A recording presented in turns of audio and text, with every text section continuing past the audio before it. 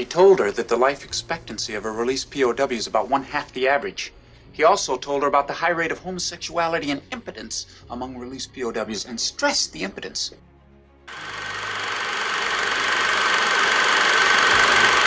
Hello to all the classic people that are returning. I'm glad you're back. I want to welcome any new visitors and let you know that there will be spoilers ahead. Today on Classic Movie Review, we are taking on Black Sunday 1977.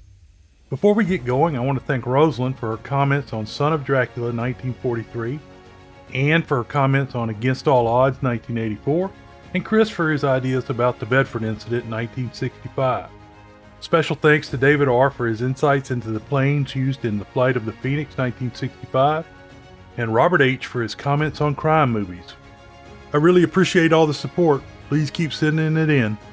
Of course, I love this movie. I was a young helicopter mechanic stationed in Germany when I saw it. Naturally, helicopters saved the day, so I was all in. This exciting film has a poor 6.8 rating on IMDb.com. On RottenTomatoes.com, this film has a 71% on the tomato meter and only 65% audience approval. Unbelievable. New York Times film critic Vincent Canby said in an April 1st, 1977 review, quote, "The date is November 12th. We know because an opening credit card informs us of this fact, and during the rest of John Frankenheimer's Black Sunday, more cards are forever telling us date, November 14th, November 17th, etc., as if to suggest that time is running out instead of just running on. Black Sunday, the screen adaptation of Thomas Harris's best-selling suspense novel, starts in Beirut where members of the Black September, an Arab terrorist group, are plotting to dramatize the Palestinian liberation cause by hitting Americans where it hurts, where they feel most safe. Their plan, as we come to learn it, is to kidnap a friendly old Goodyear blimp, load it with high explosives and dart-like shrapnels, and send it putt-putting over the Miami Super Bowl to assassinate the United States President and about 79,999 other football fans. The question is not whether they will succeed as much as how they will fail and at what last split second. Though Black Sunday is vastly superior to such junk movies as Airport 77, The Domino Principle, and 2 Minute Warning, it belongs to that same category of films so involved with techniques and logistics that even when it generates some awe, it is never once surprising. Black Sunday is a Disneyland exhibit where people look real but are made out of rubber, activated by transistors. It is a superior example of a kind of contemporary filmmaking that has become much less involving and fun as its subjects have become more serious. And you can't get more serious than presidential assassination and terrorism on the scale threatened in Black Sunday. The characters don't motivate the drama in any real way. They are cut and shaped to fit it, and if the cast of Black Sunday were not so good, and if Mr. Frankenheimer were a less able director, this movie would be unendurably boring. Mr. Shaw brings to the role a mixture of tough resolve and weary skepticism that is as much his own contribution as the script's. Mr. Dern, slimmed down to skeletal proportions, is so convincing as the former prisoner of war who now flies Goodyear blimps that he effectively reminds us of Mr. Frankenheimer's best film, The Manchurian Candidate, though The Manchurian Candidate was about brainwashing and politics, and Black Sunday is about blimps, as much as anything else." Unquote. Actors. Right, and I'm a Shakespearean actor. The great Scottish actor who hunted sharks and played a Nazi like he was born to the role, Robert Shaw, Israeli Mossad agent Kavakov. This amazing actor was first covered as the Nazi tank commander in the Battle of the Bulge 1965. Bruce Dern played mentally ill pilot and former POW Lander. He plays a pretty good bad guy, as seen when he was first reviewed in the John Wayne Western The Cowboys 1972. Stephen Keats plays Mossad agent Robert Moshevsky. This solid actor was first reviewed in the neo-noir The Friends of Eddie Coyle 1973. Clyde Kusatsu had a small role as the freighter captain. Kusatsu was first covered in the great martial arts film The Challenge 1982. Marta Keller played Arab terrorist Dahlia. Keller was born in Switzerland in 1945. As a child, she studied ballet until a skiing accident ended that dream. At the age of 16, Keller switched to acting. She worked as a model while she was establishing her acting career. Keller worked in the Berliner Ensemble and the Schiller Theater. She began acting in 1964 and had her first uncredited role in Funeral in Berlin 1966 and later Wild Rider Limited 1967. At some point she attended the Stanislaus School in Munich. She worked in France during the 70s and made A Loser 1972, The Rite of the Maddest 1973, and Now My Love 1974. Her most popular movies in America include Marathon Man 1976. I swear I didn't know that was her. A racing movie, Bobby Deerfield 1977 with Al Pacino. The Billy Wilder romance Fedora 1978. Dark Eyes 1987, and Hereafter 2010. Keller has remained active on the stage, directed opera since 1999, and is an expert on classical music. Story. Let me explain. No, there is too much. Let me sum up. It is November 12th in Beirut, Lebanon. A woman, Dahlia, Martha Keller, walks through the airport. She is all business. She takes a taxi through the crowded streets of the city. The driver drops her off at a city market. Dahlia uses mirrors to check for followers. A man delivers a message to her, and she continues through the market. Finally, she gets into the back seat of a waiting Mercedes-Benz. Dahlia is taken to a heavily guarded compound. At the compound, she views a film showing an American POW in Vietnam making a video confession to war crimes. The Democratic Republic of Vietnam hasn't punished me. They have showed me the suffering that I have caused by my crimes. I'm sorry for what I've done. I'm sorry that we killed children. The POW is Navy pilot Mike Lander, Bruce Dern. In the room watching the film are Negev, Victor Campos, a Palestinian terrorist, a man credited as Japanese Man, Robert Ito, who played Sam on Quincy, and another unidentified man. Since the film came from North Vietnam, I assumed Ito was playing such. Dahlia wants the film destroyed because she has cultivated Lander as a willing terrorist. She says she can control him, but he's like a child. Dahlia says he will be using 220,000 rifle dots, or flechette arrows, and the Americans will be struck where it hurts the most. She plans on making a tape for after the attack. Through the dark waters of the harbor, a strike team of Israeli Mossad agents paddle towards the shore in brightly colored inflatable rafts. The team is led by Major David Kavakov, Robert Shaw, and his second-in-command, Moshevsky, Stephen Keats. Their agents on the shore load the strike team into a Volkswagen bus, which is the universal symbol of peace. Man. So you have an Israeli team riding in a German car, going to kill Palestinians who were displaced when the Jews migrated to Israel, following the Nazis trying to exterminate them. Back at the Palestinian compound, the, quote, Japanese man asks about Lander obtaining the rifle dot. He then gives her a statue of the Virgin Mary, which is really plastic explosives. He says the rest of the shipment will arrive within 10 days, so they will have no problem making their January 9th deadline. Dahlia goes to make the tape as the strike team gets closer. On the tape, she says that America will share the Palestinian suffering. Later, it appears that Naguib and Dahlia have made love.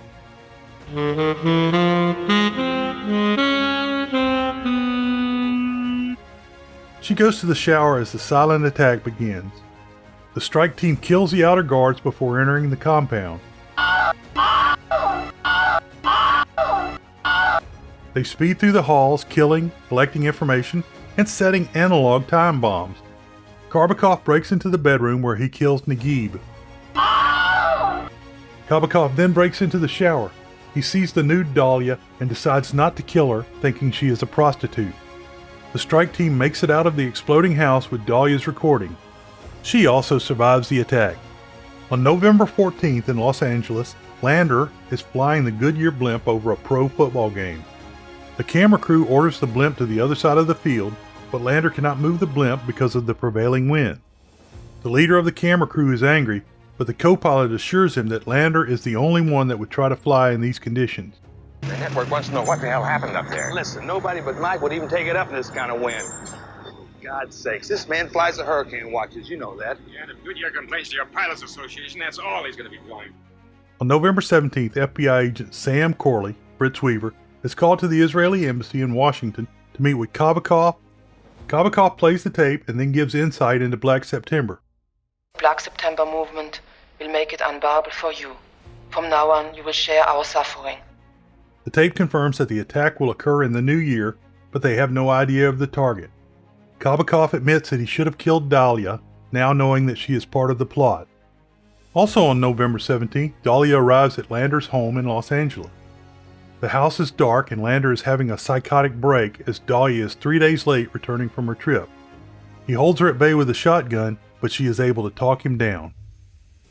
Please, Michael. All is well. All is in order. And what went wrong? Nothing went wrong. Nothing. Nothing! Why didn't you telephone then? Why didn't you put yourself in my place for 5 seconds and call me up? Dahlia gives him the plastic explosive Madonna, and he calms down. Lander recognizes the explosive as North Vietnamese. Dahlia gets undressed and tells Lander that 600 kilos of explosives are coming in by ship. In the morning, Lander is in an upcycle and is up early working on the mold for the project. He has another machine that he has planned to use for a test.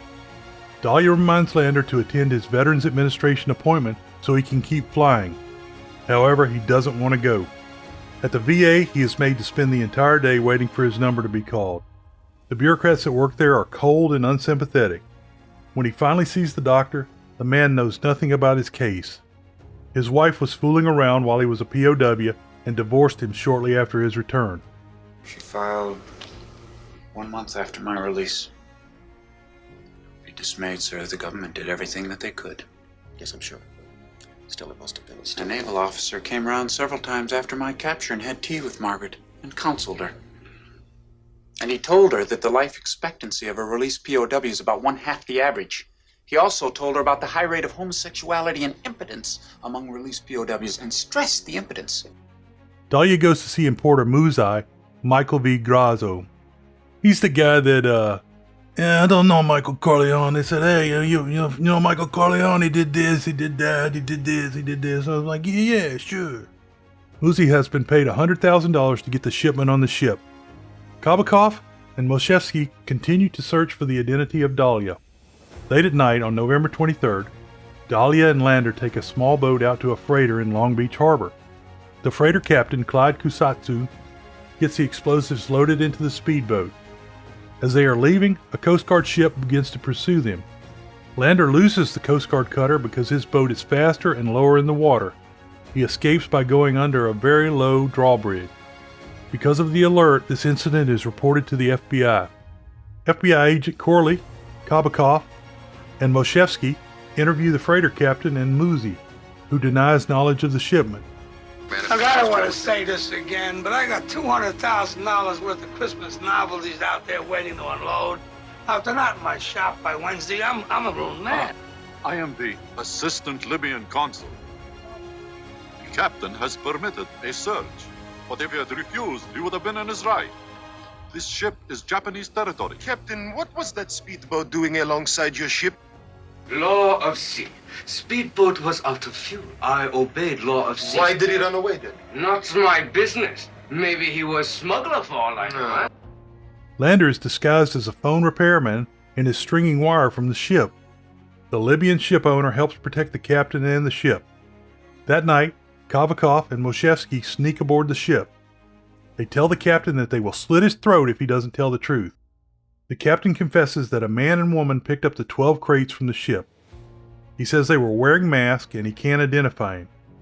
He says the money came from Hong Kong and then Tripoli. The phone in the cabin rings and the captain answers it. When he does, the receiver explodes, decapitating him. Kabakov is also injured. Lander is back at his house, surrounded by plastic explosive Madonna statues. When Dahlia sees that an Israeli agent is in the hospital, she gets the idea to finish him off.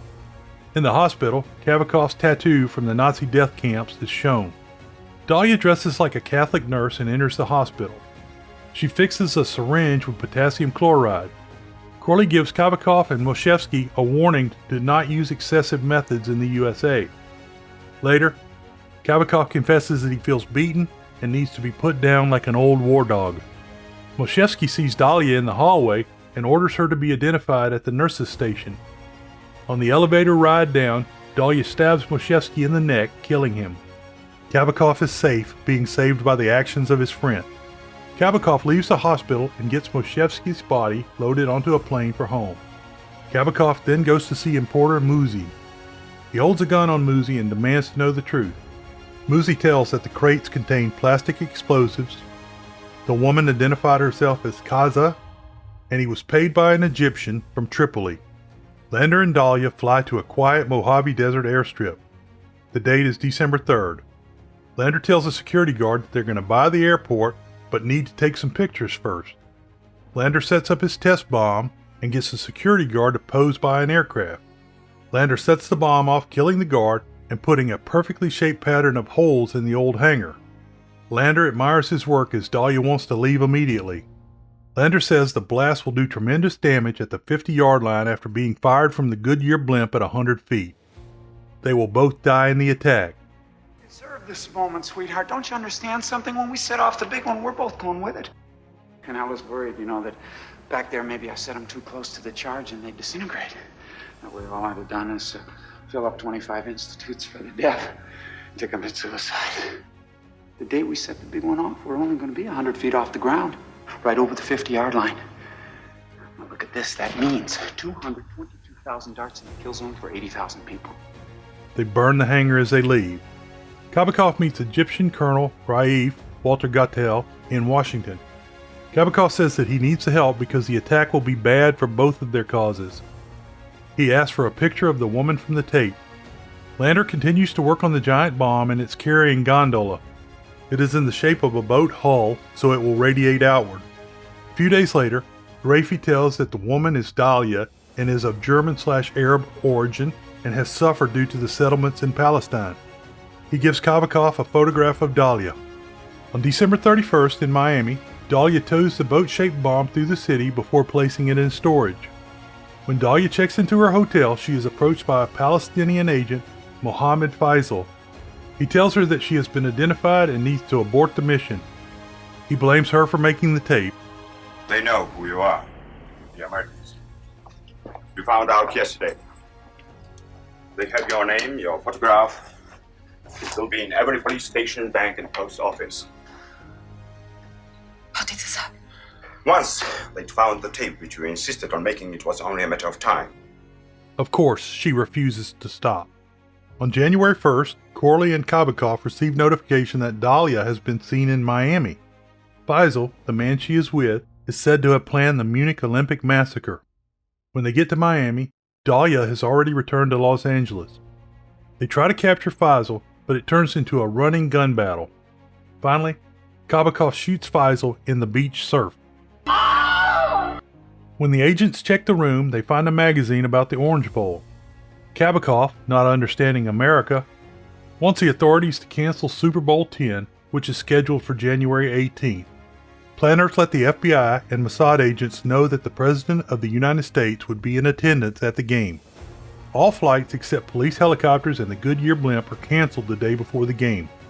On January 17th, Lander gets notification that he will not be flying on game day and is being replaced by Farley, Tom McFadden. Lander has a breakdown, but after a minor breakdown, Dahlia says she will take care of everything. Daddy. Don't touch me! Look, we can try again next year. No, yes, we can. We can come back next season and set it up again. No! That's it! Just now or never, so it's never.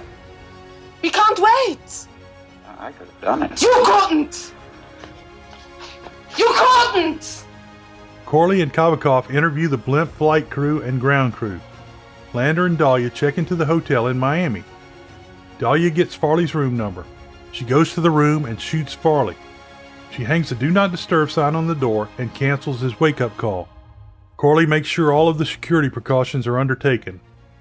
Lander goes to the blimp crew on game day and tells them that Frawley is sick and will not be flying. Hey, what are you doing in uniform, Mike? I thought you were on vacation, man. Well, I thought I was on vacation. I thought I was going to get to come down here and see the game. Last night, in the middle of the night, I get a call from this jerk-off Farley, completely shit-faced. Some broad stuck her finger right in his eye. The first part of the flight goes well, but Landers forces one of the engines to overheat, resulting in an emergency landing. The Super Bowl is the Steelers versus the Cowboys, and the film contains actual shots of the team and the game. The movie slows a bit at this point. A bellhop finds Farley's body in the hotel room. Corley and Kabakov get the word about the murder and now know that the blimp is the attack platform. Kabakov finds out that the blimp is heading back to its field. Dahlia tows the bomb gondola to the airfield. They tell the ground crew that the network wants the gondola attached to the bottom of the blimp. When a crew member tries to double check, Lander follows and kills him. Lander and Dahlia kill the rest of the crew and some FBI agents. They begin throwing out everything they can to make the blimp light enough to fly with the added weight of the bomb. Dahlia kills a bunch more policemen with a machine gun. Kabakov and Corley arrive at the airfield and commandeer a 2-engine Huey helicopter so they can follow the blimp. They keep the helicopter in the blind spot of the blimp. Lander heads the blimp towards the game. Dahlia opens fire on anything that comes near. She shoots down one police Kiowa helicopter. Dahlia wounds Corley when the helicopter gets close enough to the blimp, trying to kill the pilot. Kabakov has the helicopter head in again. He shoots, killing Dahlia without hesitation, and wounding Lander this time. Lander lights the backup fuse for the bomb and has the blimp on course for the stadium. Kabakov slides down the cargo hook from the helicopter and lands on the blimp's top. He spends a long time on the blimp, slipping and sliding before getting the hook attached to the helicopter.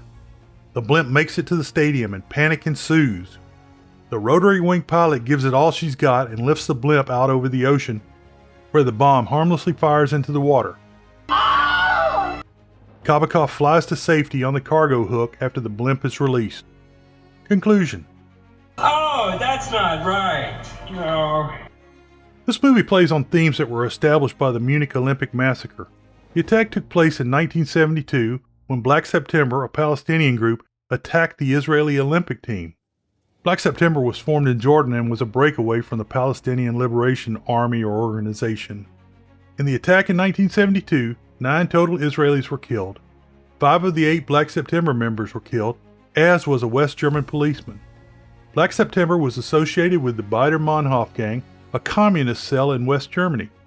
The gang was supported by the East German ruling Communist Party. When I was stationed in Germany, they would place posters in gas stations with about 20 mugshots of Baader-Meinhof gang members. A dark line would be drawn through the picture as they were captured or killed. When most members on the poster were killed or captured, they would release a new poster with the next most wanted group. Martha Keller wore a version of the smoky eyeshadow look during this film. It had the effect of making her look determined and single-minded. It was also used to good effect, showing fear and anger. This makeup style goes back to the ancient Egyptians. In film, this look goes back at least as far as Theda Bara. I like that this movie dressed Martha Keller like a middle-aged housewife. They took pains not to glamorize her. The director and screenwriter worked very hard on their allegories and relationships. I mentioned a few in the story section, such as the Israeli commandos traveling in a Volkswagen bus made by Germans to kill people that were displaced by another people fleeing from Germans' attempt to eradicate them. Also, the plastic explosives were designed as Madonna statues, the symbol of peace. Also, they showed the ridiculousness of political connections. Japan, maybe North Vietnam, made the projectiles for the bombs. The North Vietnamese made the plastic explosives and shipped them out of Hong Kong, which was controlled by Great Britain. An Arabic exporter arranged customs for an Asian ship captain to bring them in on a liner owned by the Libyans. Watch this movie for an exciting good time where the good guys win. World famous short summary: I hate the Dallas Cowboys. This show is now completely free and independent, brought to you without ads. If you enjoyed the show, please subscribe and leave a review where you get your podcast. It really helps the show get found.